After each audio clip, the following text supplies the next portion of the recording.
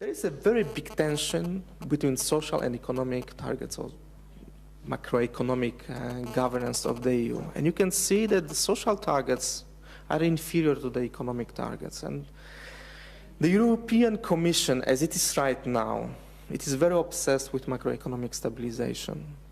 And in my opinion, it hampers the social development in the region. It's not that dangerous to Sweden, Denmark, the Netherlands, Germany, but in our countries, where in perhaps more deficit social policy financing is not possible due to this, due to the European macroeconomic regulation. This is a big challenge. But what we can see right now in the data is that we have this phenomenon of dualization and polarization. So the society is being more and more polarized.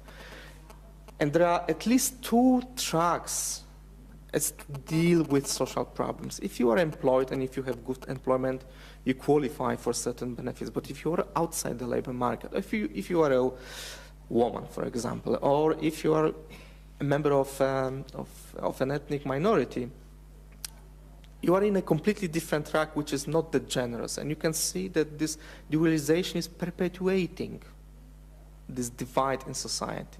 So we have further exclusion and deprivation. Of course, the issue of intergenerational conflict is there. And also there is a systemic discrimination of certain groups. I focus on women, because in my opinion, this is a really big problem, that women are systematically discriminated in our societies. But also what we can see, and this is a very political effect of this, is the increase in very, very aggressive right wing. And actually it is happening. It is not that what we can see in France or the Netherlands. It is happening in Germany, but it is happening in Poland as well, and I heard in Bulgaria too. And the idea is that if you, and this idea has been proved empirically, that if you have a polarized society or segments of society which are in precarious situation, precarious workers, for example, they tend to polarize politically, either extreme left or extreme right, where extreme left is very rare. We need to invest more in education, training. We need to invest in children, because what we can see is that or inequality is being more and more transferred between generations. So if we step in when someone is 20 years old, it's too late. We should step in as fast as possible. Very basic advice what to do with inequalities as well is to introduce more progressive taxation. A very, very important story, and you can see this very clearly when you analyze this net Gini. So after taxation, you can see that it's being flattened. So this really works income-wise. Okay, but then I think there is some supranational issue here, and this is exactly this European dimension. And actually, the European Union is at the stage when this macroeconomic coordination is very strong, and I think we need a discussion how to introduce some social elements which would take place at pan-European level. European unemployment insurance is one of these initiatives. It serves as an automatic stabilizer, so it has an economic function, but also it helps people who are in need. And I made an experiment, this is before I finish, this is a physical metaphor that when we talk about inequality, we're talking about all people, and I can imagine 7 million people on a trajectory, and when all indicators show that they actually disperse, in the center of the red circle. So the red circle can be the socialist society before the collapse, late 80s, and then the blue dots is what we get right after that, what you can see in the data. This is the idea that we have to imagine in order to understand that this is a large number of people, fates. And it's clear that inequality has risen substantially. Whatever assumptions we make, even if some data are wrong, but we cannot conclude the opposite. Requisites in the communist system created such a mindset, contrary to their will even, so that the elites of the transition, not only in 97, but even earlier, when regulation number 56 was adopted in the 80s, which meant that you should be able to privatize public assets irresponsibly. And this is a systemic issue, simply because during communism there was no divide between public property, public assets, and private assets. This was quite natural to cross the border, and this is a prerequisite for corruption. Because corruption breeds on absolute power, and the use of public assets is aimed at private profit.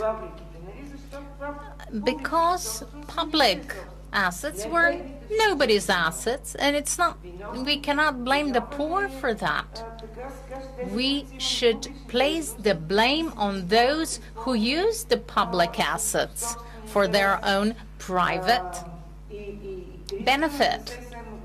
So the crisis we had in 97 showed how the system generates key players who actually produced what we've had. So far, I have not had the feeling that we had a robust leftist party. And that's why we have no Solidarity or the Social Democratic Party, which is very important. Currently, we're seeing a very dangerous trend. The left is coloring itself in brown, by which I mean nationalist parties. And the nationalist parties are speculating with a very brutal communist rhetoric of the 18th century.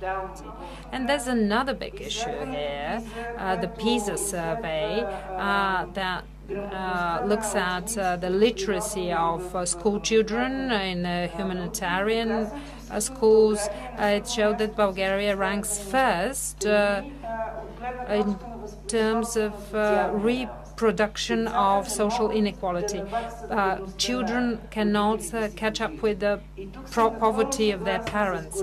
And I fully agree with Michał that what we have to do now is social investment in education, in early education, so that these children, in our case, we're talking about 40% of the children, they have to be able to enter a modern economy.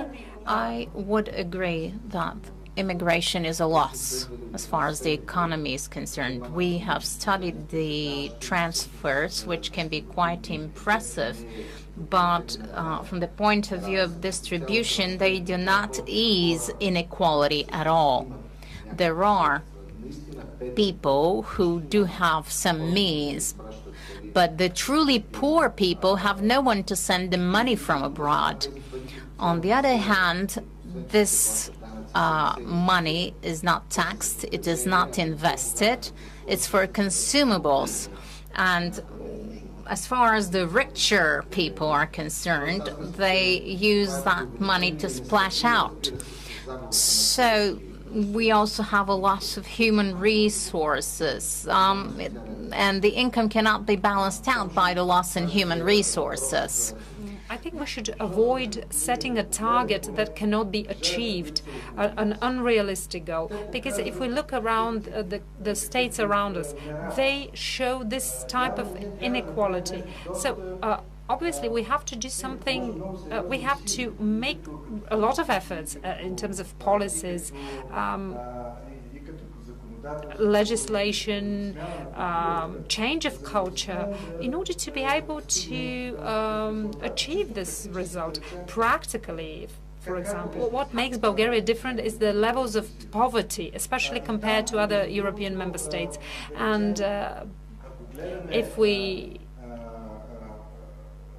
look at the income levels under the threshold of poverty, the situation is not so bad. But if we take an indicator like severe material deprivation, or that is deprivation of some basic needs, Bulgaria is in a very bad situation. 40% of the people are in this category. They can't, for example, afford to go on a holiday or buy a computer or some commodities that are really of basic needs for modern people. So those levels of poverty, I think, are the things that we have to be concerned about rather than the indicator about inequality.